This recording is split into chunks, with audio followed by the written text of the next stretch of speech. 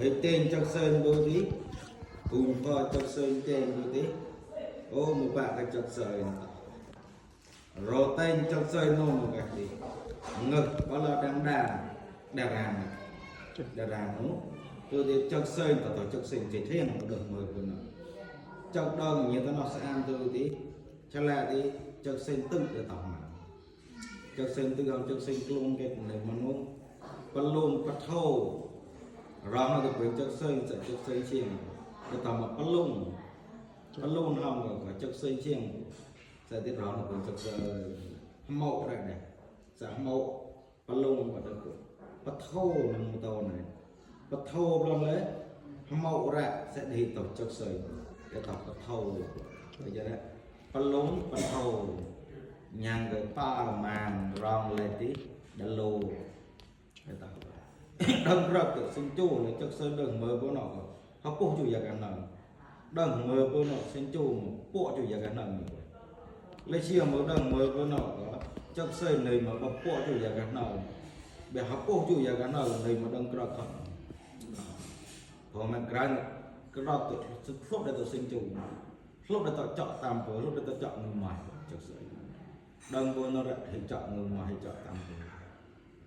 để thiệp nó không có rồi có hay mà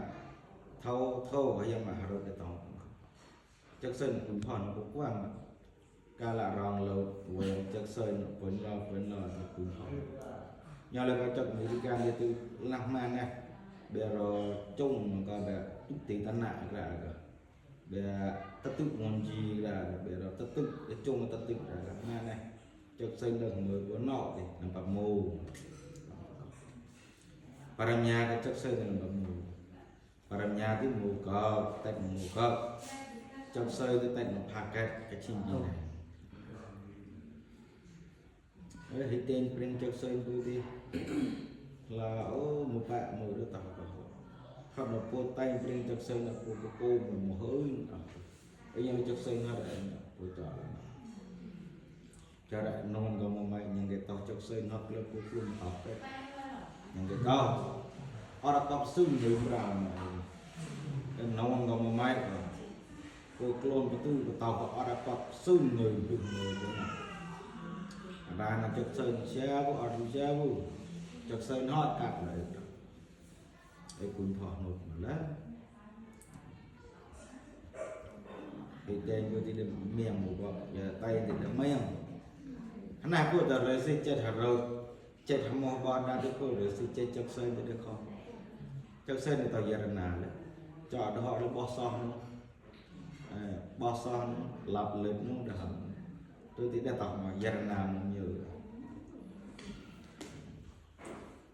cái bờ hoàn chỉnh nát đấy nhà cái để tem pin chụp sơn thì cái tay nhìn liền bài cái gì đó tàu ta một cô cả là chụp sơn thì chơi nhạc